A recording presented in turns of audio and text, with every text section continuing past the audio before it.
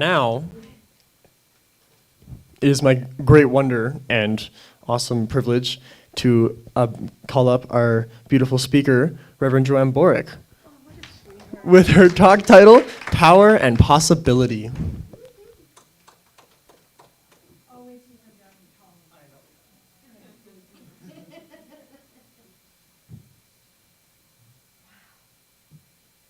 you know, I just want to say, turn on your speaker, a couple of things. One of them is not on. I am on. Is my battery dead already? No. Test. Test. Is it recording all the way?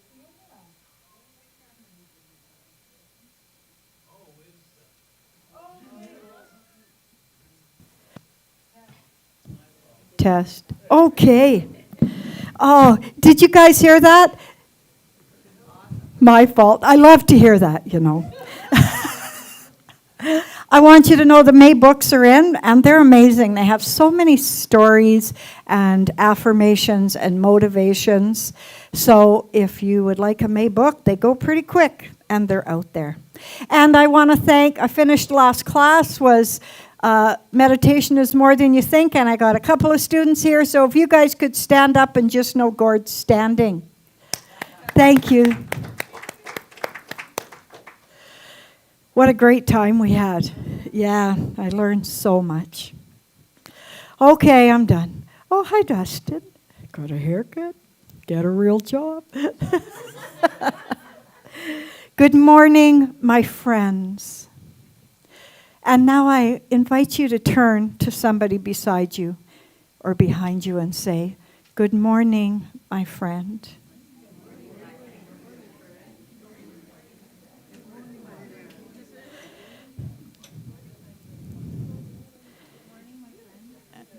Good morning, my friend.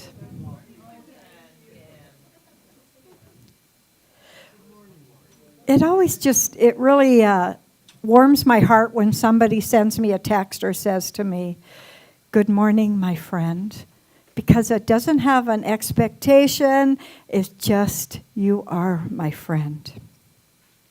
Welcome to Center for Spiritual Living. Red Deer, this is a place of infinite possibilities, and how great that our talk title is got possibilities in it. So I invite you to just relax into this moment, this time of sacred awareness, as I speak these words of affirmative prayer. One divine creator of all, one God. All natural, all nurturing, all encompassing. I know and declare that I am created to be natural, nurturing, involved, and included. I am all that God is in expression on this earth. I speak these words for everyone here in body, mind, and spirit, and those who claim it as their truth in this moment. I affirm and know that Mother Nature is giving us the gift of spring right now. And it is in all of us, the seed of divinity. It's bursting forth. The outer shell of vulnerability is ready to bloom. There is that within me which recognizes my gifts, my talents, my treasure, and I allow them to blossom into full expression. As I fully express myself, I am embracing and accepting with an open heart and mind all that life has to offer me. I accept my challenges and successes with the same enthusiasm and gratitude because all is well. With great gratitude for this truth, for this center, for the wisdom of Ernest Holmes, for the lessons of Mother Nature. I let this go into the law of thought and mind where it is returned to me, overflowed and multiplied and manifested. And together we say, and so it is. In this moment, I'd just like to take a quiet time and reflect on all those who need our prayers. So right here and right now, just bring to mind all those that you know need to know their divinity. And include yourself in those thoughts.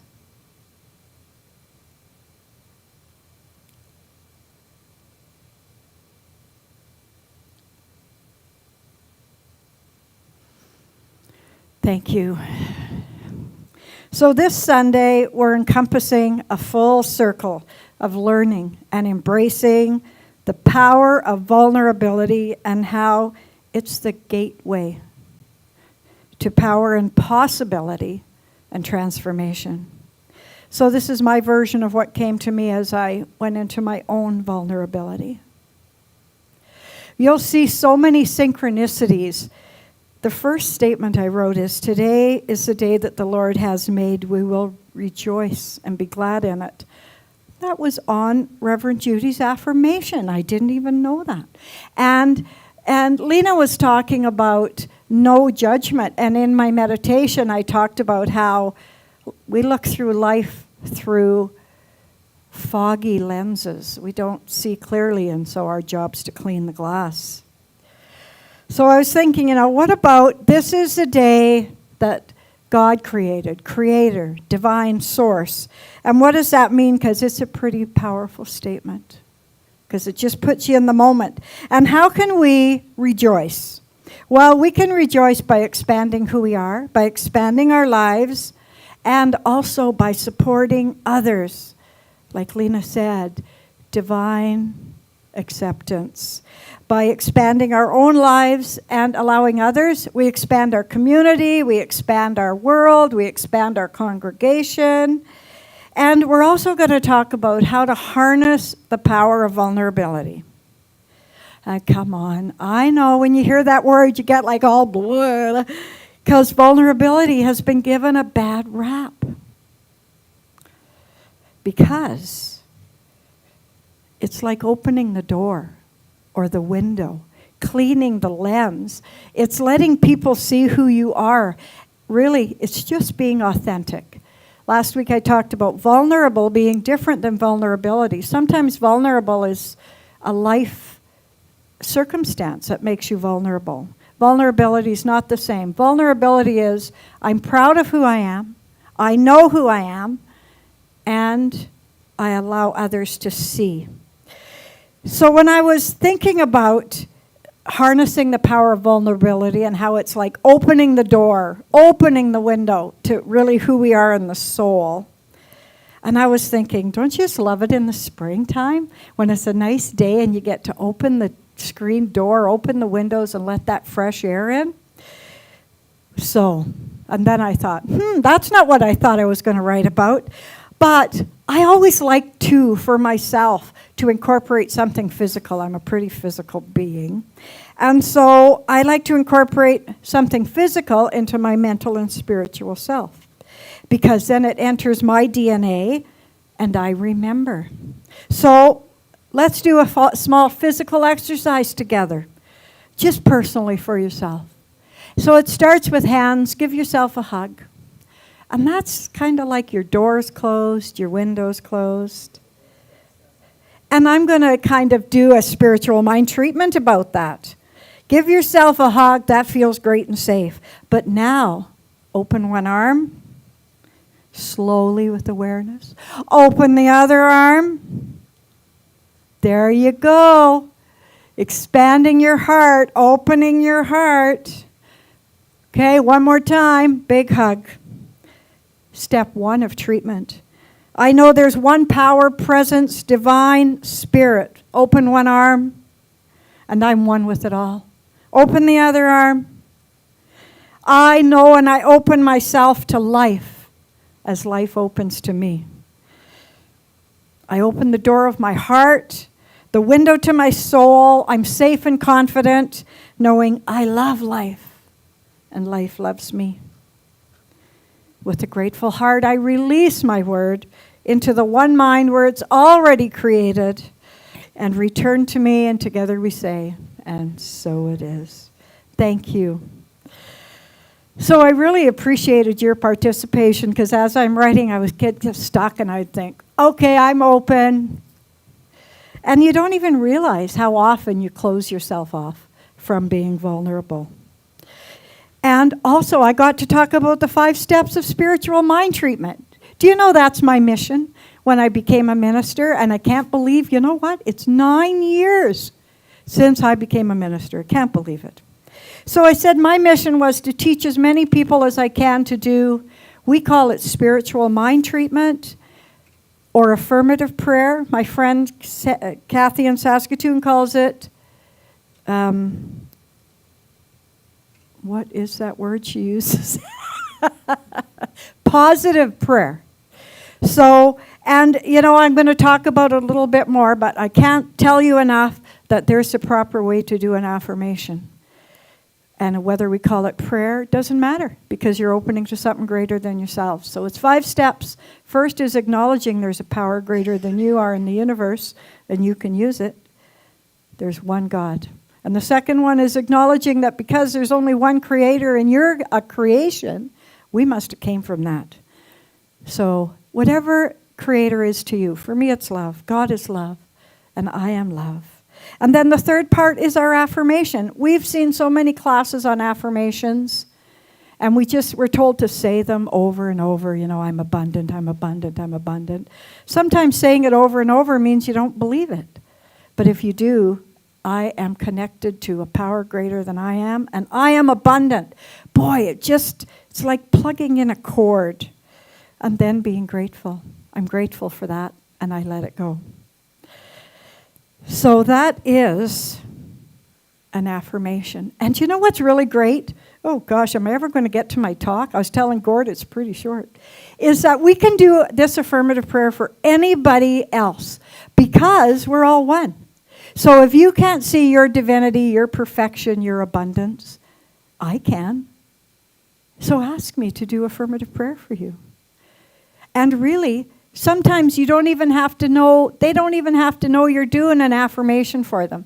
I kind of do affirmations a lot for my kids, and they'll phone me and say, guess what happened? And that used to surprise me. I used to say, oh, I'm so surprised. Now it doesn't surprise me because I know, because we're all one, when I hold everybody in the high consciousness, it's the truth for everybody. When I walk in every day, what I want to feel is peace and freedom in here. Peace and freedom. So that's the key to open all the doors, and the windows is vulnerability. Vulnerability. What you doing? Okay.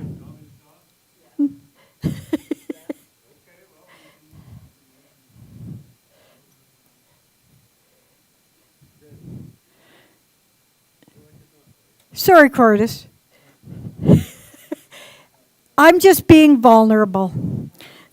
And you know what? Vulnerability is not a weakness. It's not something that's passing like a disposition or something you can arrange to do without. It's not even a choice. It's underlying. It's ever present, and it's underneath all of us. To run from vulnerability is to run from nature. David White says that. So last week I talked about there's 3 stages to vulnerability. And I didn't know this. So the first one is seeing yourself as vulnerable. And that means maybe saying to yourself, well, that didn't work out the way you thought. Sometimes it's hardest to admit to yourself that something's not working and you got to change the way you're doing it. And the second one is allowing others to be vulnerable and to see them. So the first one's I see me and I see you. And we did a little exercise last week where we were back to back and then we turned and faced each other. And it was pretty vulnerable when you're pretty close.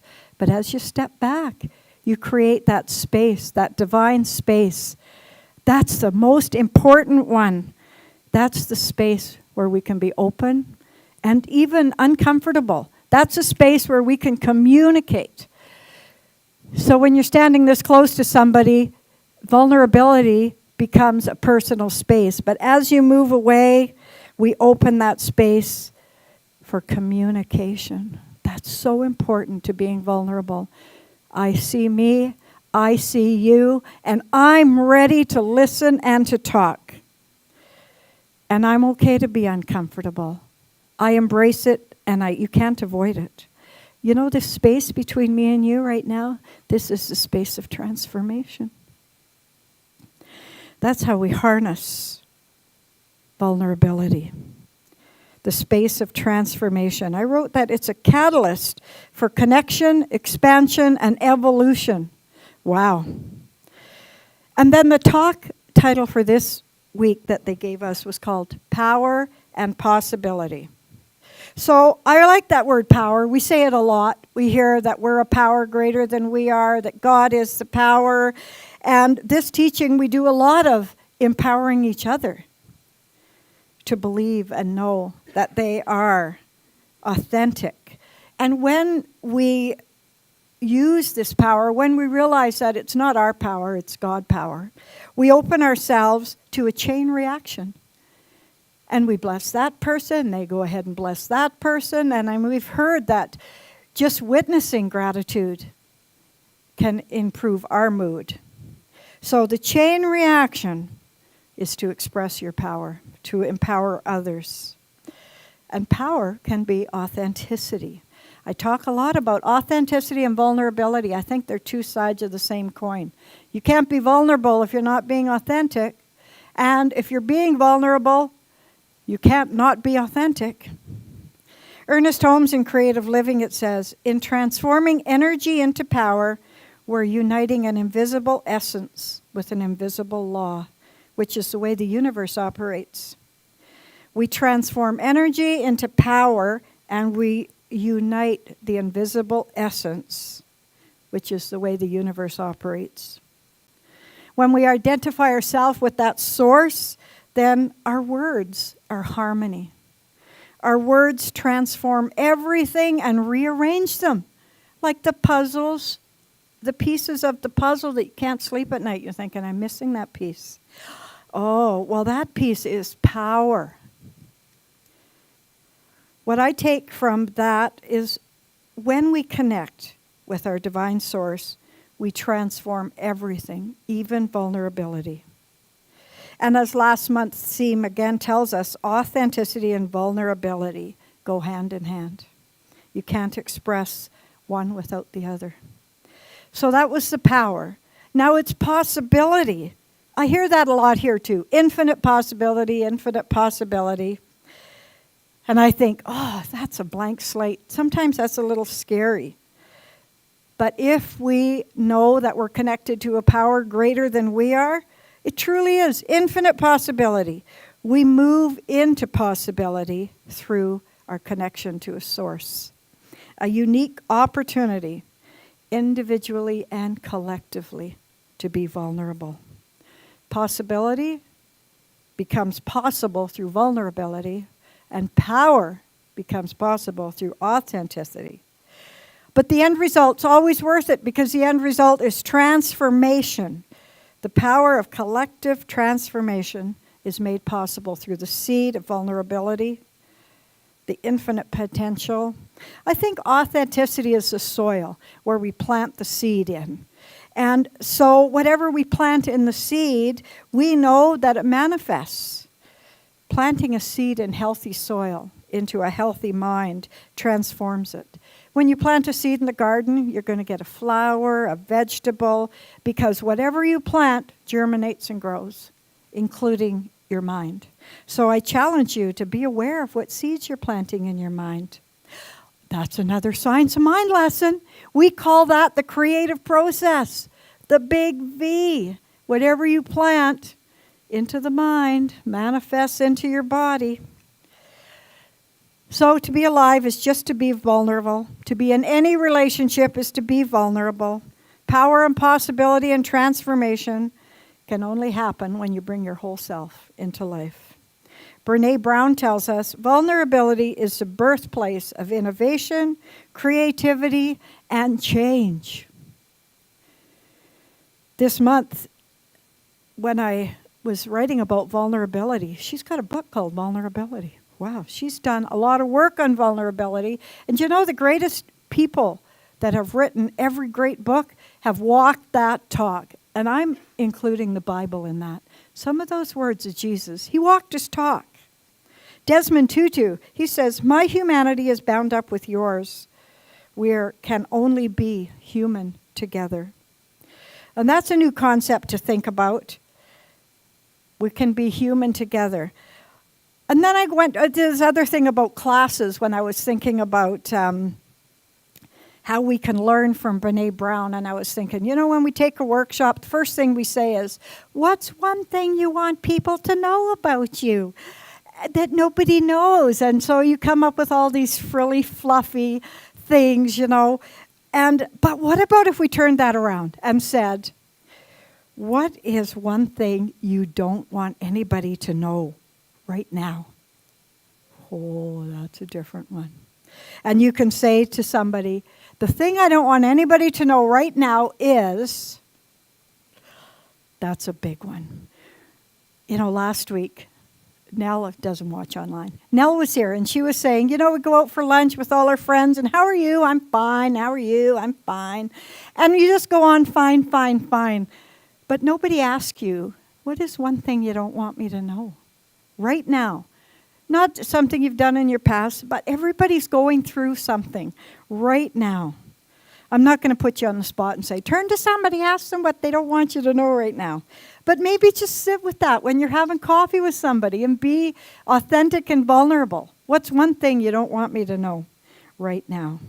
You know what that does? That opens the doors. It opens the windows to harness the power of vulnerability. And it begins with a statement, and I invite you to repeat it after me and with me. I step into the power and possibility. I step into the power and possibility that vulnerability brings. That vulnerability brings. I am transformed. I am transformed. So just ask yourself this week, what's one thing I can begin to do that's authentic to me? And what can I say or think differently that might create a wider space for vulnerability to live and grow? I'm so encouraged to embrace my own vulnerability. I use that word because I'm really shaken in my boots. There's lots of things that I feel vulnerable about. And one of them is our annual general meeting. I don't feel you know what vulnerability is? You don't know what other people's expectations are of you. And so when you remove that, when you clean the glass, you think, oh, well, what do I see? Really, I don't see anything. People don't have expectations of me. I have expectations of me. So I'm ready and willing to embrace my vulnerability. I am Reverend Joanne, faith, peace, love, Boruck. I see your power and possibility. I celebrate your transformation. I open myself to vulnerability, and I let the sun shine in. I release my word. It is done, and so it is. Curtis is going to do our closing.